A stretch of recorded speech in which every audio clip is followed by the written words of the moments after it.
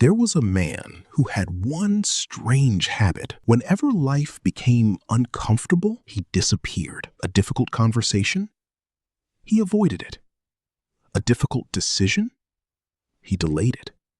Something he was afraid of? He told himself, I'll deal with it later. And every time he escaped the discomfort, he felt better. Just for a moment. But he didn't realize something. Every time you escape discomfort, you make the next escape easier. And eventually, you don't just avoid difficult situations. You start avoiding the person you're capable of becoming. But here's what most people don't understand. You don't need to become fearless. You don't need to suddenly become confident. And you don't need to completely change your personality. There's something much smaller you can do. Something you can practice today. And if you repeat it long enough, your brain begins to learn something completely different. I can handle hard things. Let me show you how. Every morning, he made plans. He would wake up early, exercise, finish his work, have the conversation he'd been avoiding, and finally start the project he'd been thinking about for months. But then, morning came. The alarm rang. He felt tired. So, he pressed snooze. Just 10 more minutes. Later that day, someone sent in a message he didn't want to answer. He saw it. He closed his phone.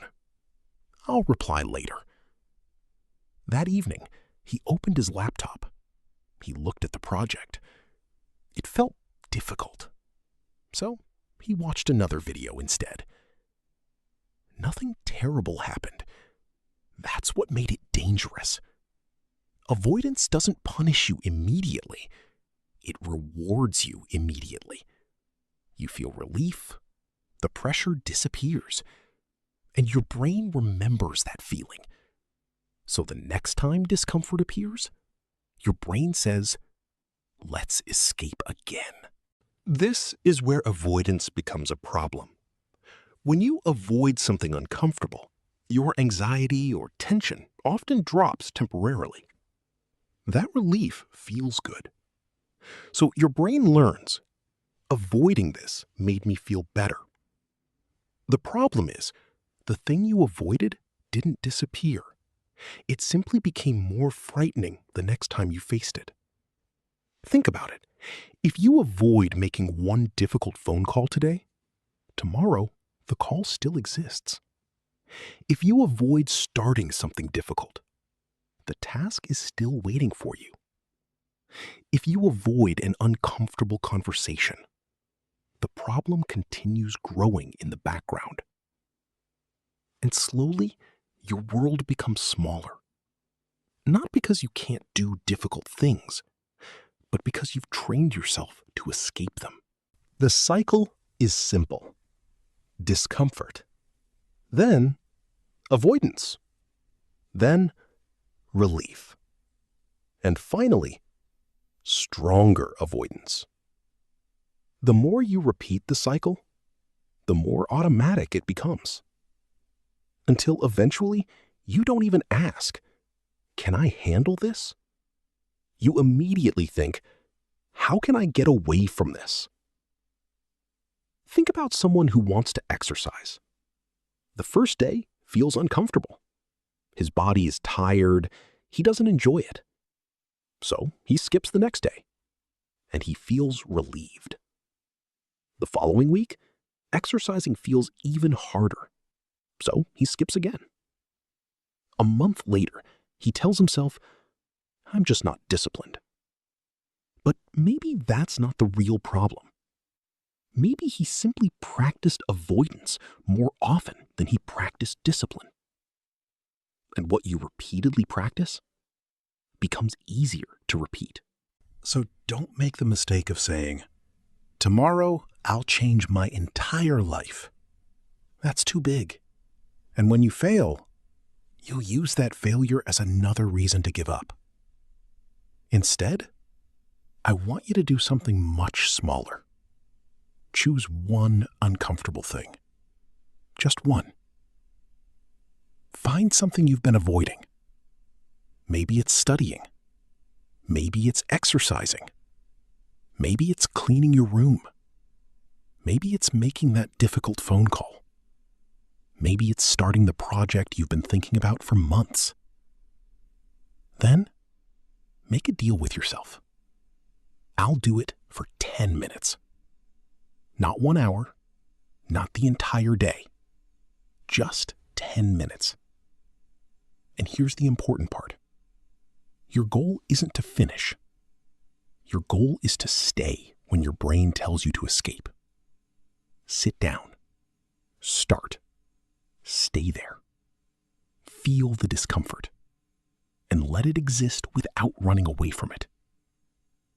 After 10 minutes, you can stop if you want. But something important has already happened. You kept your word. And this connects directly to what we learned in the previous episode. Mental strength begins when you start trusting yourself again. But how do you rebuild that trust? Through evidence. Every time you say, "I'll do this," and then you actually do it, you give your brain evidence. Evidence that your words still mean something. Evidence that discomfort doesn't control you. Evidence that you can rely on yourself. One promise. One uncomfortable action. One small victory. Then another. And another.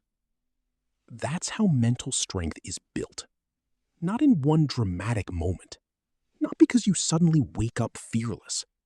But through hundreds of small moments when you choose not to run. The man in our story didn't become stronger because life became easier. He became stronger because he stopped disappearing whenever life became difficult. And maybe that's what you need too. You don't need a new personality. You don't need to become fearless. You just need to stop escaping every uncomfortable moment. So today, think of one thing you've been avoiding. Write it down. Then ask yourself, what is the smallest version of this I can do for 10 minutes? And do it. Don't wait until you feel ready. Start while you're uncomfortable. Because confidence doesn't always come before action. Sometimes confidence is the result of action. Face one difficult thing today, then another tomorrow. And eventually, you'll look back and realize the things you used to avoid were the very things that built you. If this video gave you something you can actually use, don't just watch it. Use it. Choose one uncomfortable thing today. Give it 10 minutes and keep your promise. Then come back for the next episode. Because becoming stronger isn't one decision. It's a series of decisions.